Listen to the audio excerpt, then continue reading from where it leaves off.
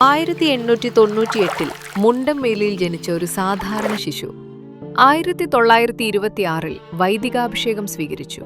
ഇടക്കൊച്ചി പള്ളിയിൽ 33 വർഷം സ്നേഹപൂർവ്വം സേവനമനുഷ്ഠിച്ചു. സാധാരണ കുടുംബത്തിൽ ജനിച്ചെങ്കിലും അവന്റെ ഹൃദയം അസാധാരണമായിരുന്നു. പാവങ്ങളുടെ കണ്ണീരിൽ അവൻ ക്രിസ്തുവിനെ കണ്ടു. വിശപ്പിന്റെ നിലവിളിയിൽ ദൈവത്തിന്റെ ശബ്ദം കേട്ടു.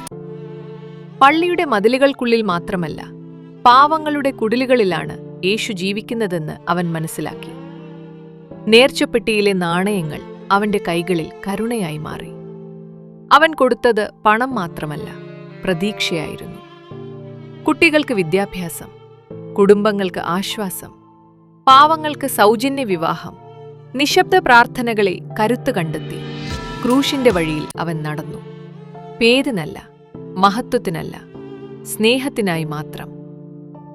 1951 ഡൊമിനിക് പ്രിലേറ്റ് മോൺസിഞ്ഞോർ പദവി ലഭിച്ചു. അത് ബഹുമതിയല്ല, വിശ്വാസത്തിന്റെ അംഗീകാരം. 1961 നിത്യസമ്മാനത്തിനായി സ്വർഗത്തിലേക്കു യാത്രയായി. ജപമാല ചൊല്ലി പ്രാർത്ഥിക്കുക. പ്രാർത്ഥന മനുഷ്യനെ മാറ്റും, മാറിയ മനുഷ്യൻ ലോകത്തെ മാറ്റും.